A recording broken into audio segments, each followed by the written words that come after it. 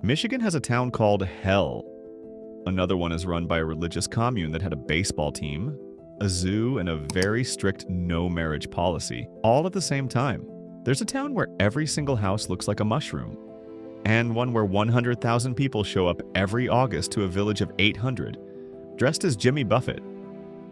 Subscribe now or move to Hell. Those are your two options. Starting at number 10, Hell. Population so small the census barely counts it. Located in Livingston County, about 15 miles northwest of Ann Arbor. And yes, it is exactly what it sounds like.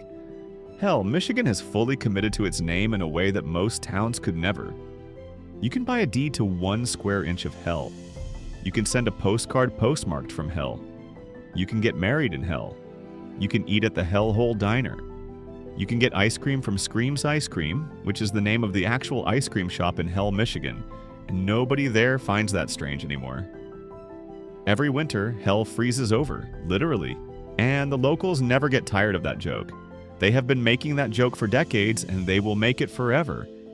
And they are correct to do so because it is objectively funny every single time. The town is so small that if you blink while driving through, you'll miss it. Which means you can say you went to Hell and back without technically lying. That's the kind of town Michigan has quietly been keeping to itself. The next town also has an unusual name, but the name is the least strange thing about it. Number 9, Colon. Population around 1,200 in St. Joseph County, and the self-declared magic capital of the world. Which sounds like something a small town just decides one morning and puts on a sign. Except Colon actually earned it. In the 1920s, illusionist Harry Blackstone Sr. decided Colon was going to be his summer home. That single decision changed this town permanently. Magic shops opened, magicians followed, conventions were held. The Abbott Magic Company, one of the largest magic suppliers in the world, set up headquarters here and never left. Every August, Colon hosts the Abbott Magic Get-Together, one of the oldest magic conventions in the world. Professional magicians, hobbyists, and people who just want to watch someone pull a rabbit out of something descend on this 1,200-person village and make it temporarily the most magical square mile in America. Several famous magicians are buried in Colon Cemetery. The town takes this seriously. If you visit the cemetery and feel like something disappeared, that's probably not your imagination. That's just Colon being Colon. The next town doesn't do magic tricks, it does mushrooms, and not the kind you're thinking. Number 8, Charlevoix. Population around 2,500, sandwiched between Lake Michigan and Lake Charlevoix, and home to more than 24 houses that look like they were designed by someone who took the word organic extremely literally. The mushroom houses of Charlevoix were built by one man, Earl Young, over a span of 50 years, from the 1920s through the 1970s. Young was not an architect. He had no formal training. He just had a very specific vision of what a house should look like, and that vision involved boulders pulled directly from Lake Michigan, roofs that curve like the cap of a mushroom, and doorways so short that tall people need to duck. There are more than 24 of them scattered through the town. Some have chimneys that look like they grew there. Some have windows that seem to melt into the walls. One has a 9-ton boulder as part of its fireplace, not decorating the fireplace. As part of the fireplace structure, 9 tons. People buy these houses and live in them, full-time. Normal people living in hobbit houses on the shore of Lake Michigan, and not one of them seems to think this requires an explanation. The next town built something even stranger, and then abandoned it. Number 7, Benton Harbor, and specifically the House of David. A religious commune founded here in 1903 by Benjamin and Mary Purnell that is one of the genuinely strangest things to ever happen in the state of Michigan. The rules of the House of David: no meat, no alcohol, no cutting your hair, no marriage. Total devotion to the community. Members turned over everything they owned when they joined. In exchange, they got community, purpose, and the chance to live in what Purnell called the gathering place for the lost tribes of Israel. What they also got was an amusement park, a zoo, a miniature railway, and a baseball team. The House of David baseball team traveled the country in the 1920s and 30s, playing exhibition games against major league teams, and they were genuinely good.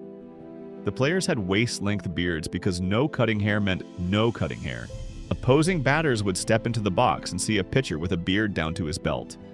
And somehow that was just a Tuesday in early 20th century America.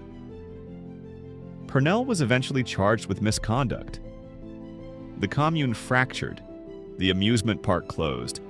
But the legacy of Benton Harbor's celibate, vegetarian, bearded, baseball-playing religious commune has never fully left the town. If you've made it this far, hit subscribe. We cover these towns every week, the ones Michigan forgot to put in the brochure. Now back to the list. Number 6, Caseville. Population around 800, on the shore of Lake Huron in the thumb of Michigan. Quiet fishing village. Nothing special, except for the 2 weeks every August when 100,000 people show up dressed as Jimmy Buffett. The Cheeseburger and Caseville Festival is exactly what it sounds like. A Jimmy Buffett-themed festival in a town of 800 people that somehow draws 100,000 visitors every single year. Hawaiian shirts everywhere. Parrot hats, margaritas, cheeseburgers. People who drive 6 hours from Ohio to spend a week pretending they live on a beach in the Caribbean, except they're actually on Lake Huron in August, which, to be fair, is not the worst place to be in August. For 50 weeks a year, Caseville is a perfectly normal small Michigan town. Then August arrives and it becomes the most bizarrely tropical place in the entire Midwest. The population increases by 12,400%. The parking situation becomes a local legend. The cheeseburger supply chain gets genuinely stressed. The next town doesn't wait for August. It's strange all 12 months. Number 5, Mackinac Island. Population around 500 year-round. In the Straits of Mackinac between Lake Huron and Lake Michigan, and the only place in Michigan, possibly in America, where it is genuinely illegal to drive a car. Mackinac Island banned motor vehicles in 1898, not as a quirky tourism gimmick, not as a modern sustainability initiative. In 1898, because early automobiles were spooking the horses, and the horses were more important than the cars. That decision was made once over a century ago, and it has never been reversed. Today, the island runs on horses, bicycles, and feet. There are over 500 working horses on the island. The clip-clop of hooves is the loudest sound on most streets. The Grand Hotel, opened in 1887, still operates with a dress code after 6 p.m. Fudge shops have operated on the main street for generations. The whole island looks exactly the same as it did in the Victorian era because there are no cars to build parking lots for, and no parking lots mean no strip malls. And no strip malls mean the island has preserved its character by accident. Number 4 is on the mainland, and its strangeness is buried underground. Number 4, Frankenmuth. Population around 5,000 in Saginaw County. And a town that decided in 1845 that it was going to be a Bavarian German village and has never once reconsidered that decision. Frankenmuth was settled by German Lutheran missionaries who came from Franconia, Bavaria. They built the town to look like home. The architecture is Bavarian. The festivals are German. The food is German. Bronner's Christmas Wonderland, the largest Christmas store in the world, is here, and it is open 361 days a year and covers 320,000 square feet and sells over 50,000 Christmas ornaments and operates a nativity scene that you can see from the parking lot. Frankenmuth is the most visited tourist destination in Michigan. More people visit Frankenmuth every year than Mackinac Island. More people visit Frankenmuth than most national parks. A Bavarian village in the middle of Michigan's thumb, with the world's largest Christmas store, is somehow the state's biggest attraction, and the rest of America acts like this is normal. It is not normal. It is wonderful, but it is not normal. Number 3 has no Christmas store. Number 3 has a ghost town and a lake that should not exist. Number 3, Fayette. Population 0, in the Upper Peninsula on the shore of Lake Michigan. And the most complete ghost town in the state, preserved so perfectly that visiting it feels less like a history lesson and more like a film set that everyone forgot to leave. Fayette was an iron-smelting town in the late 1800s. At its peak, it had 500 residents, blast furnaces roaring day and night, a hotel, a company store, worker housing, and the kind of industrial energy that made it one of the most productive operations on the Great Lakes. Then the iron market crashed and the town closed in 1891, not slowly, essentially overnight. Today, Fayette Historic State Park preserves what's left. The buildings are still standing. The general store still has its shelves. The hotel still has its rooms. Visitors walk through a town where the calendar stopped in the 1890s and nothing has moved since. People report feeling a strange heaviness in the air. Some claim to hear footsteps where no one is walking, whether that's the wind off Lake Michigan or something older. Fayette doesn't explain itself. It just sits there, perfectly preserved, waiting for a question nobody has figured out how to ask. Number 2 is not abandoned. Number 2 is very much alive, and very much not making sense. Number 2, Holland. Population around 33,000, on the eastern shore of Lake Michigan, and a town that plants 5 million tulips every year, operates actual Dutch windmills, and hosts a Tulip Time festival that draws 500,000 visitors annually to watch people in wooden shoes dance in the street. Holland was settled by Dutch immigrants in 1847. They built it to feel like the Netherlands. They are still building it to feel like the Netherlands. The Windmill Island Gardens contain a 250-year-old working Dutch windmill called De Swan, which means the Swan. That was imported from the Netherlands in 1964 when the Dutch government allowed its export because it was one of the last authentic windmills in operational condition. During Tulip Time every May, the streets are lined with tulips in every direction. Volunteers in traditional Dutch costumes scrub the streets with wooden brushes before the parades. Not metaphorically, actual street scrubbing as a civic tradition. The streets are scrubbed on purpose, with brooms, as a thing that happens. Holland is the most Dutch place in America that isn't actually in the Netherlands, and it has absolutely no intention of changing that. None of these towns prepared me for number 1. Number 1 isn't just strange. Number 1 made national headlines. And then the state tried to quietly move on. Number 1, Kalamazoo.